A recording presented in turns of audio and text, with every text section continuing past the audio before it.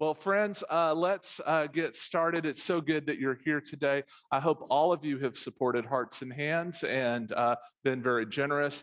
My joke yesterday or the other day was that Monday night that I was a Sherpa because I was just carrying all the stuff Laura was getting. I think she's coming back later today to finish up our Christmas list. So very exciting for us. I have been waiting for a long time to see the church this full in every nook and cranny, and I'm just over the moon. It's a great week, a great time for me. So we'll go. I want to kind of jump in here. You may remember from previous weeks, there's been a kind of a fight brewing. Saul keeps trying to kill David. Okay, so y'all remember last week, right? Right, the little getting out of the way of the spear. Okay, you're going to see now that really progress into something bigger. We remember that David had fled, and now in his fleeing, you're going to start seeing some stories that are going to unfold of chase sequences. I was sharing with some people who were here early about there is an echo in this room, and I don't know if you hear it on Zoom or not, but we certainly hear the echo here. And that's okay because most of today will take place in different caves. And so we'll have those images and it'll kind of work for us as an advantage, but we'll jump into that. We've got a lot to cover. And so I'm going to do my best to do a chapter per 10 minutes. So we'll see how that goes to leave time then at the end. If we, for questions, if we get to a point at any point where you need to go, either you have responsibilities with Hearts and Hands, you need to make it to Salah on time, or you have other things, a doctor's appointment or something else, please know that I know y'all are adults. And that if you were mad at me, you would come talk to me. You wouldn't just get up and walk out. So I'll assume it's, or just drop the Zoom call. I'll assume it's for a good purpose and not something to do with me, right? So don't worry about that if you need to do something, okay? All right, well, let's jump in. Last week, I made a complaint against David, which is not really good for a poor little peasant like me to make a complaint of God's anointed and the king, right? But one of those is that what did he not do often enough for me? He didn't inquire of the Lord, right? I expect God's anointed to do a couple of really important things. One of those is consistently to inquire of the Lord. My goodness, I start and end every day inquiring of the Lord. God, help me. Here's what we've got. Here's what we face. That's not David's habitual practice. But suddenly when we get to chapter 23, it changes a little bit. So let's see what happens as we kind of jump right in. Now they, right? Y'all know they, right? They're a famous group of people. They always have an opinion about everything. And whenever you're trying to lead a group of people, someone will come to you and say, well, they think this. Well, that they is now talking to David. They told David, the Philistines are fighting against Keilah. It's sorry, let me say that right. I wrote it down. It's Keilah. So are fighting against Keilah and are robbing the threshing floors, right? So what they're doing is they're coming in and at the place where you get the produce out on the threshing floor to separate the wheat from the chaff, they're coming in and stealing the good stuff, right? David inquired of the Lord, shall I go and attack the Philistines? The Lord said to David, go and attack the Philistines and save Keilah. But David's men said to him, look, we are afraid here in Judah. How much more then if we go to Keilah against the armies of the Philistines? Then David inquired of the Lord again. The Lord answered him, yes, go down to Keilah, for I will give the Philistines into your hands. So David and his men went to Keilah, fought with the Philistines, brought away their livestock, and dealt them a heavy defeat. Thus David rescued the inhabitants of Keilah, right? Who should be rescuing the inhabitants of Keilah? The king, right? Saul, not David. So he inquires of the Lord. The Lord says, yes. What do the men say? No, we're not going out against no stinking Philistines. We're not going to attack their army and their might, right? And then what does he do? He doesn't take no for an answer. He inquires again, and he goes on. So if we can look here at slide 1, I'm calling this kind of the first, that next slide. I'm calling this the first round, right? Should I go there? The thing to note is for David, God plus 1 equals a majority, right? No, all his men are going to dissuade him from doing God's will. Kind of an important factor about who David is, right? And then, but, we know that the king should be saving this city, right? So let's go on to the next slide.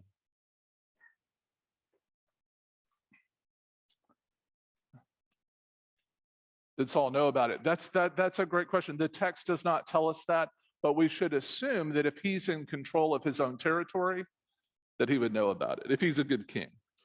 All right, verse 6. When Abiathar, son of Ahimelech, fled to David at Keilah, right? And you remember that this son here, right, was part of the group of the priests, right, of Nob, who end up all getting wiped out, right? He came down with an ephod in his hand. Now, what is ephod? An ephod, right? It's a cool little shirt that they put on over their stuff that is required for the priest to have, who is in the tent of meeting and in the tent of the holiest of holies, right? So you have to have this on to be properly in the presence of the Lord and inquire of the Lord, right? So he brings this ephod in his hand. Now it was told Saul that David had come to Keilah, and Saul said, God has given him into my hand, for he has shut himself in by entering a town that has gates and bars. And in fact, even the word Keilah, right, has this word of kind of meaning a stronghold or a fortress, but it's also a place. And Saul summoned all the people to go to war, to go down to Keilah to besiege David and his men. When David learned that Saul was plotting evil against him, he said to the priest, Abiathar, bring the ephod here. David said, O Lord, the God of Israel, your servant has heard that Saul seeks to come to Keilah to destroy the city on my account. And now will Saul come down as your servant has heard? O Lord, the God of Israel, I beseech you, tell your servant, the Lord said, he will come down. Then David said, will the men of Keilah surrender me and my men into the hands of Saul? The Lord said, they will surrender you. Okay. And if the Lord says it, it's going to happen, right? Right. This is the way predestination works. God says, it happens. It's a little different here if we want to do the divine dance of how humans interact with the divine will. This is what's going to happen based on the facts at hand when inquired. So it says in verse 13, then David and his men, who were about 600, set out and left Keilah. They wandered wherever they could go. When Saul was told that David had escaped from Keilah, he gave up the expedition. David remained in the strongholds in the wilderness, in the hill country of the wilderness of Ziph. Saul sought him every day, but the Lord did not give him into his hand. Right? So you have this kind of sequence that occurs here at Keilah, where there's a pretty clear understanding that David goes to God. What's going to happen? God tells David exactly what's going to happen. But what's going to happen is actually conditional. If you don't change, if you don't do differently, if you don't do different things, right? So if you have a person who is a strict, predestinationist, everything has already been determined, don't let them read this passage because it will give them a pain in the brain. It's a very challenging passage for people who have that understanding because God says it's going to happen. He didn't ask, like, if I leave, will this still happen? Right? But sometimes God reveals to us things that will be the outcome. Think here of do you remember Charles Dickens' A Christmas Story? Does everybody remember that, right? There were these, the future. Well, is that what happened? right? That God revealed in the dream.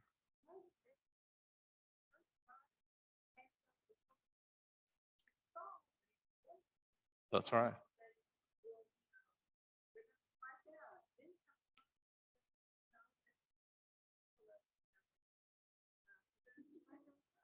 Right. Yeah, so Robbie's asking whose side is God on, and isn't David confused, right? Wouldn't we expect or desire in here to have another little portion of the text that says, but God promised David if he'd leave, he'd be protected, right? In my Bible, is there a sentence missing here, right? But there's not. And I think that's important for us, because sometimes it becomes painfully obvious what will occur due to our choices in life and where we find ourselves. I love thinking, but there's always hope. We too can leave the city, take our 600 and go, and do something different. Right? What a blessing. I mean, yesterday may seem a lot like the day before, but tomorrow doesn't have to. And we can have an impact on that. Kind of cool. But thank you, great question. In verse 15, David was in the wilderness of Ziph at Horesh, where he learned that Saul had come out to seek his life. Saul's son Jonathan set out and came to David at Horesh. I told you he was a traitor, didn't I? Right? I mean, every moment he goes out to see David against his dad, right? Pretty fascinating. But I think mainly because when you have a paranoid dad who's a king, then he's going to kill him too. Remember, he tried to take his life. So came out to David at Horesh. There he strengthened his hand through the Lord. He said to him, "Do not be afraid, for the hand of my father Saul shall not find you. You shall be king over Israel, and I shall be second to you. My father Saul also knows that this is so." Then the two of them made a covenant before the Lord. David remained at Horesh, and Jonathan went home. Right? They made a covenant. They're in agreement, but David isn't going anywhere near Saul, right? He's not ready to go do that yet. In verse 19, then some Ziphites went up to Saul at Gibeah and said, "David is hiding among us in the strongholds of Horesh on the hill of Hakilah, which is south of Jeshimon." Now, let's say that 3 times fast, friends, okay? "Now, O king, whenever you wish to come down, do so, and our part will be to surrender him into the king's hand," right? So what's up? Do the people not like David, or do they just see an opportunity to profit by the king, right? I really think it is genuinely they see an opportunity to profit by the king. The other thing, too, is just remember, the Ziphites are not in the area that David is, right? They're not his folk, so to speak. So they don't mind turning over someone to gain by the king. And in verse 21, Saul said, "May you be blessed by the Lord for showing me compassion. Go and make sure once more, find out exactly where he is and who has seen him there, for I am told that he is very cunning. Look around and learn all the hiding places where he lurks, and come back to me with sure information. Then I will go with you, and if he is in the land, I will search him out among the thousands of Judah." So they set out and went to Ziph ahead of Saul. David and his men were in the wilderness of Maon in the Arabah to the south of Jeshimon. Saul and his men went to search for him. When David was told, he went down to the rock and stayed in the wilderness of Maon. When Saul heard that, he pursued David into the wilderness of Maon. Okay, so the chase is on. All right, so our fighters now are in the ring. One threw a little punch and landed. The other backed up and put up his fist.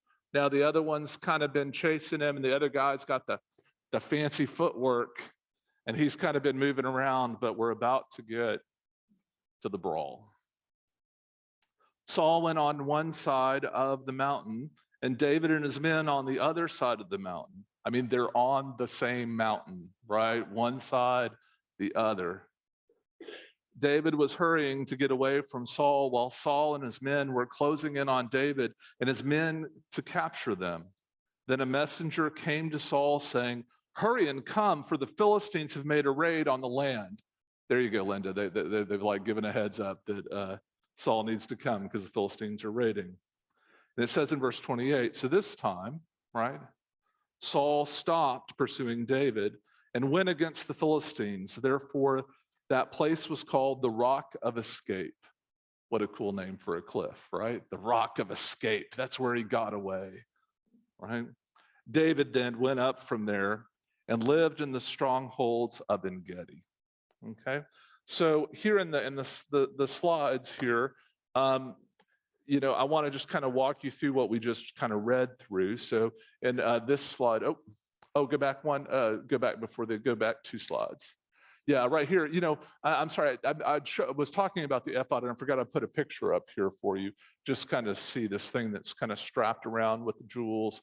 Think of about, does anybody know what it is to bedazzle something where you put all the little stones on it with the little clip thing to make it all shiny? An ephod it's been bedazzled, okay? And so it's there. And but it helps in going to God. And we kind of talk about this. For me, though, when he goes into a fortified city where he might be trapped and leaves the wilderness, he does that to help the people. But at the same time, it's kind of like a fighter letting their guard down. So he might get struck. And then here, going later to the next slide, we have the kind of the hiding out in the wilderness, Jonathan going. The Ziphites, of course, just offer him up. David goes to the strongholds of En-gedi. If we go to the next slide, you may have seen it already, but let's take a look. I've been to En-gedi. That's my picture. That's not somebody else's picture. It's not much, friends. It's down on the side of the Dead Sea. It's very desolate, even unto this day. Even with modern agriculture, it's still very empty. But it's there on Route 90, as you can see. So there it is. I just thought that was fun. And then go to the next one. I just wanted you to see like some of the caves we're going to talk about are in big kind of hills like this. This is looking up toward a set of caves that's up on top of a hill. That's where the Essenes had established their community. There are many, you can even see some of the holes that are back in there. In this particular set of hills and caves, I could have picked any from 100 pictures, but these are the caves where the Dead Sea Scrolls were found, those back there, okay? Keep going to the next one.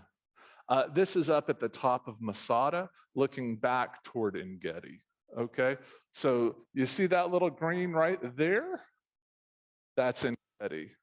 And what's really cool is there's a passage in Ezekiel that talks about from Engline, which would be over here to En-gedi, and how when you look across those from that one place at Masada, you can actually see both places, but that one day fresh water will so overflow that place that the hills here, they get the same amount of rain as like the moon, a little bit more, that they will actually overflow with trees bearing fruit that will give healing to the nations in season. Isn't that cool? Oh, this is part of Masada, and I'm actually, when I'm taking this picture, I'm in a gondola down below it, which if you don't like heights like I don't, it's, next time I would walk up, but no, I'll take the gondolas. Yeah. Yeah, that's right. So this here is that I'm taking it through a big glass looking back down, just to give that feel, because I wanted that picture. It's just a good one. There's also some other places to do it from up top. For some reason, my panoramas wouldn't import like I wanted, and so I didn't spend hours. I'm not a graphic designer, so I just grabbed that picture. All right, go on to the next slide. All right, great. So now we're going to get to round 2. So remember, Philistines are coming, so Saul breaks off the chase. He's going to go be king for a moment, right? Good for Saul doing the right thing. All right. All right, chapter 24. I'm going to have to go a little quicker. Okay, we're going to make it. So when Saul returned from following the Philistines, he was told, David is in the wilderness of En-gedi. Then Saul took 3,000 chosen men out of all Israel and went to look for David and his men in the direction of the rocks of the wild goats, right? So Saul has 3,000. How many does David have? Do you remember? About 600. That's what's called the Powell doctrine, right? We're so saddened by the loss of Colin Powell to our nation. But one of the things he was very clear about is 5-to-1 odds, that you don't get involved without 5-to-1 to ensure victory, right? So he's got 5-to-1 odds. So this should be easy for Saul, because any battle will clearly go to his side. Because no matter how brave and valiant you are, it's been known through history, if you've got 5-to-1 odds, the odds are way in your favor, right? So one of these guys is a heavyweight, the other's more of Bugs Bunny. All right, so King David has kind of not got all the stuff. He's kind of hiding and trying to avoid the combat in the fight. In verse 3, this is Saul came to the sheepfolds beside the road where there was a cave, right? And y'all know right where that is, right? As you make a right to En-Gedi, there's the sheep and there's the fold, and that's where you go, right? And there's a cave up there, and so you can't make this stuff up, friends. He went to relieve himself. Okay. Everybody's got to go, even the king sometimes. Okay. And so this is what's going on. Now, David and his men were sitting in the innermost part of the cave. So what he didn't know is they come to the cave where he's hiding out, way in the back dark recess of it. The men of David said to him, "Here's the day of which the Lord said to you, I will give your enemy into your hand, and you shall do to him as it seems good to you." Right? God has said that. Right? So the exciting part here is we're in a situation where, oh my goodness, not only are there the 5-to-1 odds, there's no way to win. Here now the king is at your disposal.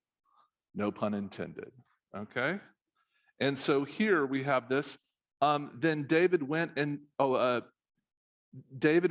stealthily cut off a corner of Saul's cloak. He snuck up on him and chopped off a part of his cloak. Afterwards, David was stricken to the heart because he had cut off a corner of Saul's cloak. He felt guilty. He said to his men, "The Lord forbid that I should do this thing to my Lord, the Lord's anointed, to raise my hand against him, for he is the Lord's anointed." He felt guilty because he wants to kill him. But he knows that he can't kill the Lord's anointed, right? Oh, you'll see in just a minute. Yeah. It's good. The text is going to reveal this. She asked, what's the significance of the robe? And the text is going to reveal that. So David scolded his men severely and did not permit them to attack Saul. Then Saul got up and left the cave and went on his way. And now here in verse 8, Robbie's where you're going to hear this. Afterwards, David also rose up and went out of the cave and called after Saul. Did I mention they're outnumbered 5-to-1? Yeah. Well, remember, he went up against Goliath, right? He doesn't lack for bravery, right? And or what we call well-intentioned crazy, right? So here he goes. He says, "My lord the king." When Saul looked behind him, David bowed with his face to the ground and did obeisance, right? He did what you should do if you're a lieutenant of the king, which David still is, even though he's running for his life. David said to Saul, "Why do you listen to the words of those who say, 'David seeks to do you harm'? This very day your eyes have seen how the Lord gave you into my hand in the cave, and some urged me to kill you, but I spared you. I said, I will not raise my hand against my Lord, for he is the Lord's anointed. See, my father," he calls him father, right? Because he is father-in-law. "See the corner of your cloak in my hand, for by the fact that I cut off the corner of your cloak and did not kill you, you may know for certain that there is no wrong or treason in my hands." Okay, so the significance of the cloak is any king going through the country is going to have a cloak on, and he's going to cut off the corner to show that indeed he's not being treasonous, because he could have killed him, right? If you can cut somebody's cloak off, yeah, you got him. It says, I have not sinned against you, though you are hunting me to take my life. May the Lord judge between me and you. Boom, right? There he goes, bringing God into the middle of it, right? Pretty cool. May the Lord avenge me on you, but my hand shall not be against you. Okay? So God may do what God will with you, but you're one of the anointed, and my hand will never be raised against you. But oh, by the by, I'm anointed too. Just right. So like that's kind of this next part. It was kind of interesting. As the ancient proverb says, out of the wicked comes forth wickedness, but my hand shall not be against you. Against whom has the king of Israel come out? Whom do you pursue? A dead dog? A single flea?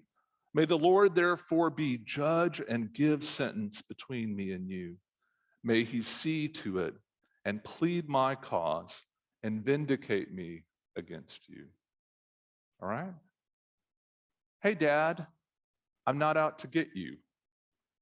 I know you think I am because you're paranoid, dude. You know, like you've gone crazy with power, but I promise I have no intention of harming you. Verse 16, when David had finished speaking these words to Saul, Saul said, is this your voice, my son David? Saul lifted up his voice and wept. He realized, what he had done. He said to David, you are more righteous than I, for you have repaid me good, whereas I have repaid you evil. Today you have explained how you have dealt with me, in that you did not kill me when the Lord put me into your hands. For who has ever found an enemy and sent the enemy safely away?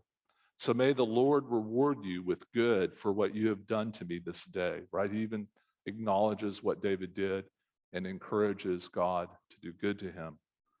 Now I know that you shall surely be king, and that the kingdom of Israel shall be established in your hand. Swear to me, therefore, by the Lord, that you will not cut off my descendants after me, and that you will not wipe out my name from my father's house. So David swore this to Saul. Then Saul went home. But David and his men went back up to the stronghold because they ain't stupid. Okay? You could write that in there. It's in the original Hebrew, I think. It's in that part, right? Okay.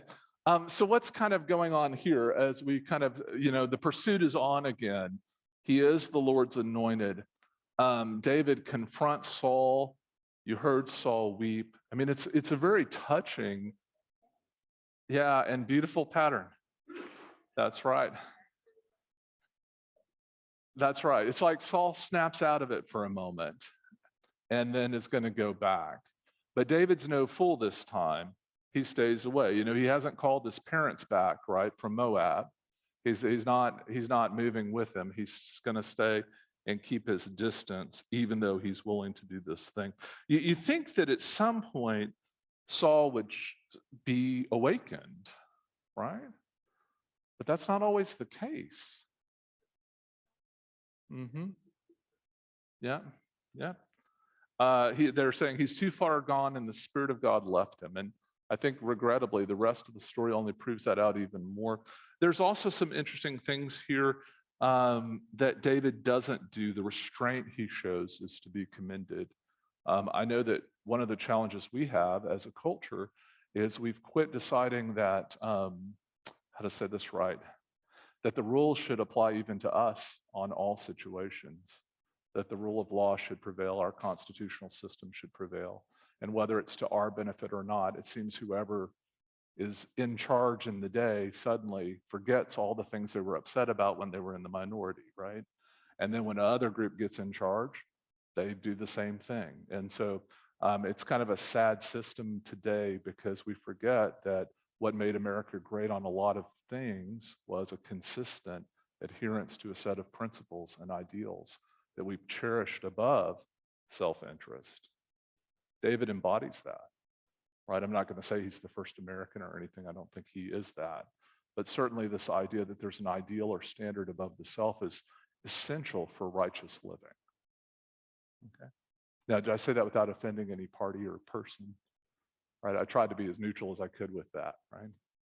But I do think that's what's also going on here. Saul is a bad ruler, bad governance, says it's my way or the highway on everything. Right? Good governance works out to say, oh, you know what?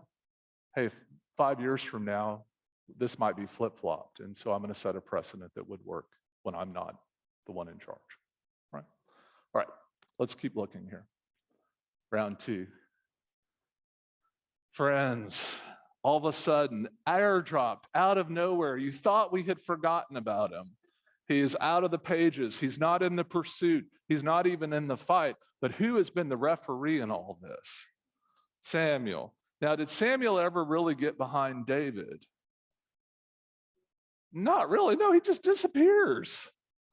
Now, he's older. I want to be nice, and certainly when David comes to him, he lends an ear. But yeah, David has to really seek him out, and he's kind of put out with God. So he just kind of gives up and walks off. And now I joke that he's the referee between the two potential kings. He anointed both of them. And it would be like in a prize fight if suddenly the referee died.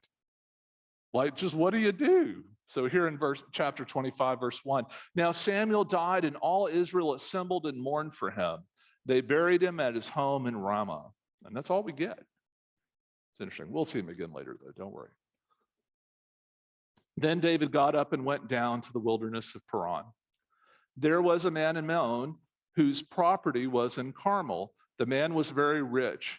He had 3,000 sheep and 1,000 goats. He was shearing his sheep in Carmel. Now, the name of the man was Nabal, right? Which you would say Naval, right? Naval, like naval, but Naval. Say Naval. Don't be calling me a fool, right? The word in Hebrew means fool, right? So Naval is a fool. I mean, and not a good name to have. And the name of his wife, Abigail. All right? It's good to be Abigail. Abigail is very proactive.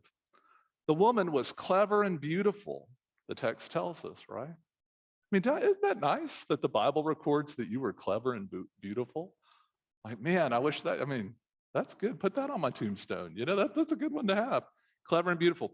But the man was, this would be on mine. I'm the man, right? Laura is clever and beautiful, but Brad is surly and mean, right? And it says he was a Calebite, which is a play on two things, okay? The word Caleb in Hebrew means dog. So it could mean he's doggish, okay? It could also be a play or a problem. Remember, the Davidic line is overturning the Levitical line. And so Caleb is out of the Levitical line. He was with Joshua as they entered the Holy Land. He was righteous. He trusted God. He led the people faithfully. And it's showing how bad it had gotten, that now his descendant is a fool. So either way, it's not good. It's an insult. It's creative cussing, friends. They're kind of going off on Naval. It's bad. It's bad when your name comes to mean fool, right? That's bad. All right. So he's the one shearing his sheep in the wilderness, right? And so in verse 4, David heard in the wilderness that Nabal was shearing his sheep. So David sent 10 young men. And David said to the young men, go up to Carmel and go to Nabal and greet him in my name. Thus you shall salute him. Peace be to you, and peace be to your house, and peace be to all that you have. I hear that you have shearers. Now your shepherds have been with us, and we did them no harm, and they missed nothing all the time they were in Carmel. Why does he have to say that? Right? Why does David have to say that? He's an armed gang. Yeah, and I know you don't like that about David, but wait till we get to the last chapter we're covering this week. It's worse. Okay, so sorry. Just at the time you think you can finally David's the guy, and he's great and wonderful and perfect, and Saul, that big meanie, he's evil and bad. And then you find out that David's got some issues too. Sorry. Verse 8. Ask your young men, and they will tell you. Therefore, let my young men find favor in your sight, for we have come on a feast day. Please give whatever you have at hand to your servants and to your son David. So give us something to eat, or there's kind of a threat behind there. It's literally the original trick or treat, right? Give us a treat, or is that coming right around? Right? You got that right at this time, okay? When David's young men came, they said all this to Nabal in the name of David. And when they waited, but Nabal answered David's servants, "Who is David? Who is the son of Jesse? There are many servants today who are breaking away from their master. Shall I take my bread and my water and the meat that I have butchered for my..." So basically what he said, the upshot of this is he says, no way, I'm not giving you anything, because my people will flee and leave and quit doing farmers' work. They're going to go be soldiers if I don't feed them, right? Because he's foolish, right? If the armed guys want the stuff, give the stuff or be prepared to die, right? Yeah. But in verse 14, I'm going to jump down a little bit because we got to kind of keep moving here. I'm running out of a little bit of time. But one of the young men told Abigail, Nabal's wife, David sent messengers out of the wilderness to salute, and in verse 15, yet the men were very good to us, and we suffered. So she actually checks with the people. Did they treat you the way that David said? Is everything kind of on the up and up? She's here the story. And then in verse 17, now therefore know this and consider what you should do, for evil has been decided against our master and against all his house. He is so ill-natured that no one can speak to him, okay? So he is hard-headed with a capital H, right? So he is hard-headed and in trouble. And then Abigail hurried and took 200 loaves, 2 skins of wine, 5 sheep ready dressed, 5 measures of parched grain, 100 clusters of raisins, and 200 cakes of figs. It sounds like a pretty good holiday market, doesn't it? I mean, like we got all that and then some at Hearts and Hands, right? So very cool. But she's getting everything prepared. Go on ahead of me. I am coming after you. But she did not tell her husband, Nabal, right? Because he's kind of hard-headed and mean. Came down under cover of the mountain. David and his men came down toward her, and she met them. Verse 21. Now David had said, surely it was in vain that I protected all this fellow has in the wilderness, so that nothing was missed of all that belonged to him. But he has returned me evil for good. God do so to David and more also, if by morning I leave so much as one male of all who belong to him alive, right? Right? So he's a little put out too, David is. Because sometimes a fool makes normal people foolish, right? In verse 23, when Abigail saw David, she hurried and alighted from the donkey and fell before David on her face, bowing to the ground. She fell at his feet and said, upon me alone, my Lord, be the guilt. Please let your servant speak in your ears and hear the words of your servant. My Lord, do not take seriously this ill-natured fellow Nabal, for as his name is, so is he. Fool is his name, and folly is with him. But I, your servant, did not see the young men of my Lord whom you sent. In other words, it's all my fault. Let it fix it. To make short of it, there's a little bit more here, but to kind of jump ahead where we need to get, essentially what happens then is David spares them. Nabal dies. And then David sends for Abigail to be his wife. After all, she did whisper in his ear, right? Don't miss that. Okay, so a little interesting. Additionally, in verse 43, David also married Ahinoam, a Jezreel. Both of them became his wives, right? Saul had given his daughter Michal, David's wife, to Palti, son of Laish, who was from Galim.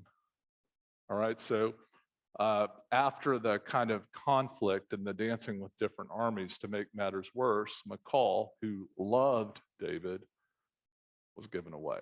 So don't try to do David's family tree. I hope your Bible has one in there for you. If not, you can Google it online. It gets kind of complex, but he is everything that the Bible says about kings, right? They're going to take all your women. It's part of the problem, okay? In chapter 26, okay? And let's see, let's go on to the next one. So the ref dies before round 3. I put this little map in there. I know some of you have maps. I just wanted you to have a feeling of where everything is. Almost all of it is happening in the hill country here. That's there where that orange is. When he goes down to Ziklag, which was bad, anytime you see him move out of the mountains, that's getting down to where the Philistines are. And David doesn't seem to have learned from his first few encounters with the Philistines. Okay. And then in chapter 26, here we are. Then the Ziphites came to Saul because they're kind of tattletales. And we can go on to the next slide. It's really what they do. They're kind of these tattletales. And they're saying David is, they basically tell him where he is. He's back in Hakilah, which is opposite of Jeshimon, just in case you were wondering where it was. And there Saul rises and goes down to the wilderness of Ziph, right? And I'm going to just kind of walk you through some of the activities in 26. And that's why I made these slides a little bit more detailed on 26, so I can just give you some of the action, because I had a feeling I might get short on time, and I was right. So here we are. So basically, Ziphites tell on him. David is in Hakilah. Saul heads out. David stays in the wilderness trying to hide, right? But Saul's after him again. They steal the spear and water jug. So there's a story that's very similar to the cave story. There's a camp.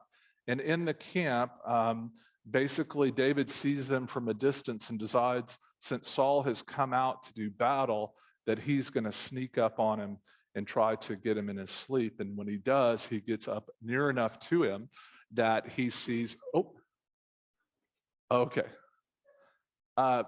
he sees a spear and a water container, and it's at Saul's head. So if Saul's laying down in this direction, about where this would be, they're stuck in the ground is the spear and a jug of water. And so there in that place, David goes in and wiggles the spear, takes it out of the ground, takes the water, and gets out of there. He then calls out the next morning. And what are you supposed to do in the morning, right? You're supposed to go out, stand across from each other, and battle. So before a battle can ensue, he calls out, Abner. Now, who's Abner? He's the general of the army. Abner, were you doing your job, or did you Barney Fife it? Y'all remember Barney Fife from the old show, right? I mean, did you do your job, or did you fall asleep on watch? How are you a good keeper of the king? I have his spear, I have his water, right? And you can, they're part ninja. She asked, how did that happen? I said, David is part ninja, right? He sneaks up on.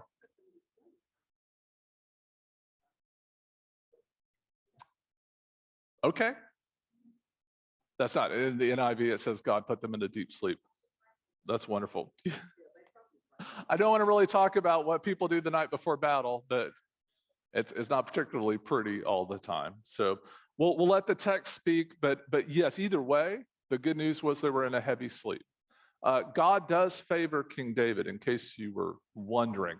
Every test he takes has a curve to it, right? It's going to help him move forward. And you're going to see this coming up in the next chapter that we're going to take just a couple minutes to go into, because it's a little bit short. But basically here we get that same sequence where Saul, right? Saul had said what the last time David cuts off the cloak? Right. And yet comes out against him again with another army, right? That's right. And so now he makes this promise again at the end of verse 26 with even more tears. And he says in verse 25 there at the end of chapter 26, then Saul said to David, "Blessed be you, my son David. You will do so many things and will succeed in them." So David went his way and Saul returned to his place, right? So David has learned, but here's the problem. Chapter 27, verse 1. David kind of goes off the rails. David said in his heart, "I shall now perish one day by the hand of Saul." Okay, is that something God had told him? No. Is that something that he found when he was inquiring of the Lord? No. He's counting troops, which is when Saul, and he might be very well depressed, that's right. And it's an issue. So I shall now perish one day by Saul. There is nothing better for me than to escape to the land of the Philistines. Okay, anytime you want to go be with the Philistines, it's a bad call. I'm just telling you, it's not good. Then Saul will despair of seeking me any longer in the borders of Israel, and I shall escape out of his hand. So David set out and went over, he and 600 men who were with him, to King Achish. Remember Achish? The one that he acted like he had spittle on his beard and was just full on crazy for, right? You remember where he is, right? He's the one in Gath, right? Where Goliath's from. Okay. David stayed with Achish at Gath, he and his troops, every man with his household, and David with his two wives, Ahinoam of Jezreel and Abigail of Carmel, Naval's widow, just in case you forgot, he's the fool's wife, right? When Saul was told that David had fled to Gath, he no longer sought him. He's with the Philistines. And then, friends, it breaks my heart too much even to read the rest of that chapter. For real. Because David kills Israelites and robs from people and is a brigand and thief, so much so that Achish says, what David has done is so horrible that I never have to be afraid of him leaving me and going over to the other side.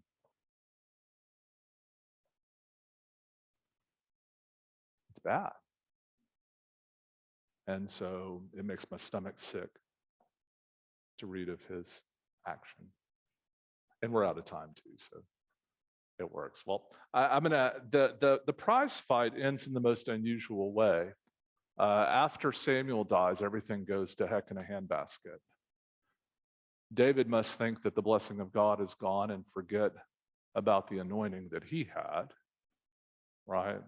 There's no other way if you've done twice, snuck up on the king, right, to both cut off a piece of his cloak, and I'm not going to kill you. I mean, when you have somebody when they're sleeping in your clutches, but I'm not going to kill you, and yet he still comes out after you. I mean, David's got to be thinking there's no way out of this, but his kind of thinking there's no way out of this, I think, leads him to the Philistines instead of trusting in the word of God. And that's going to be disappointing. And in a part of our reading into the next book, we're going to go ahead and finish these next few chapters next week. We're going to talk about the witch of Endor. You're going to see Saul. You just thought David got low this week. Saul's going to go even worse, okay? And this is why God says, I'm done. I'm done with all this nonsense. I'm going to make a covenant y'all can't jack up. I'm fixing this once and for all. And that's why the word Messiah changes meaning. It no longer means just one who is anointed. It means the person who God has chosen to bring together the priest, the king, and the prophet in one. Thanks be to God.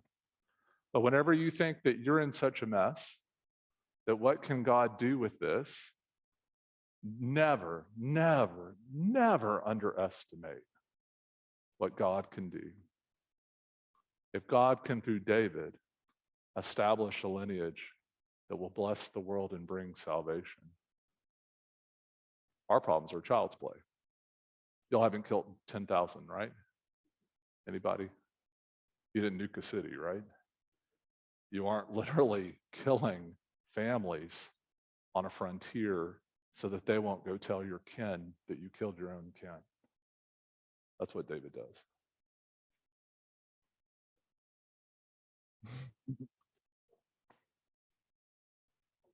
Right. About him, the dog part. Yeah, that's part of it. But it does mean somebody. I mean, one thing even about the question was about people who name their child Caleb. Do they not know that it also means dog? But it more means like when you read Caleb back in where is it in kind of Exodus and into Numbers, and then a little bit I think even in Joshua with Caleb. He does have a tenacious nature to him. So his name is indicative of a kind of his personality. It's just his great whatever has just got some real issues. I mean, he's not only tenacious, he's tenaciously foolish, right? Which the whole book of Proverbs is about, right? Don't be the fool. They have like 7 different words for fool in Proverbs. And the whole, spoiler alert on the book of Proverbs, you're not supposed to be that kind of fool, right, at each turn. You're supposed to follow Lady Wisdom, who carries the 2 types of righteousness. And she says, fools go that way, the righteous and wise come with me.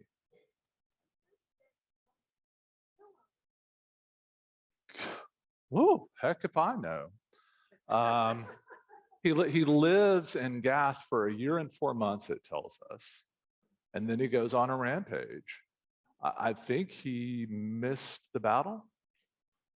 And I also think that there's you're not getting the stuff.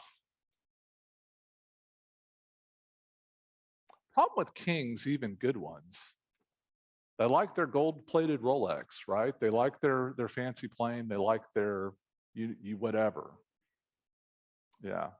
So I'm just saying, like,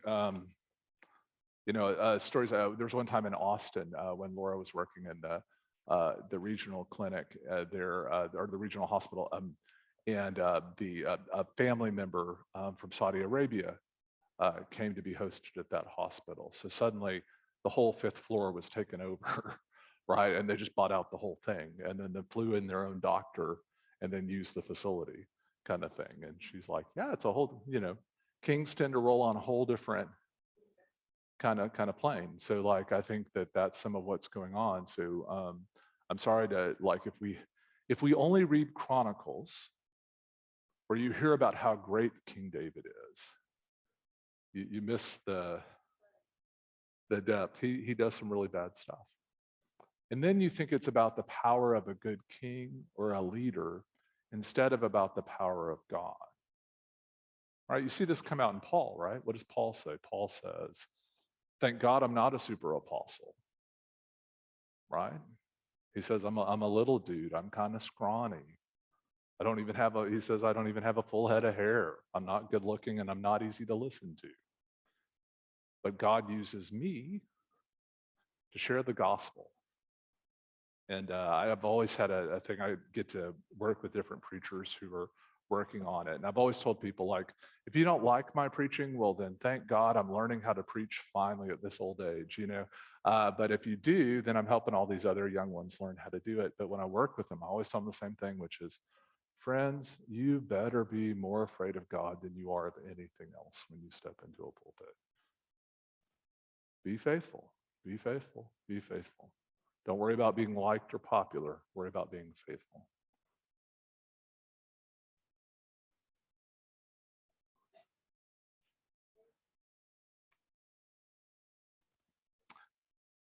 Yeah, the problem is he takes away all his kids and there's all this other retribution after that. So is it a story of redemption? Kind of. I would say what I'd call circumstantial redemption. God's going to do a great thing even through David. But I think it's important that we note it's because it was what God's will is, not what our will was or David's will was. David didn't do anything that earned David's place. God got tired of dealing with kings and just said, I'm fixing this. It's my reading of it. Yeah. Yeah, but I thank God for that every day, right? Because if it's about me getting it right, friends, I'm sorry, I'm going to goober it up. I need a God who's industrial strength. That's right. God goes beyond anything that we're going to do. And in fact, what's so cool is every time David makes a little turn, God makes a big turn. And to me, that's the best part, is if we do even the littlest parts of faith, God does the biggest things of faith. And that's what moves the needle for me. Good. I'll stay and answer questions for a few minutes. Do we have any questions from Zoom? I don't want to neglect y'all. Can y'all hear me? All right. Well, good to see y'all. I'm going to stay and answer questions. It's good to see everybody on Zoom. Anybody who has any questions, let me know.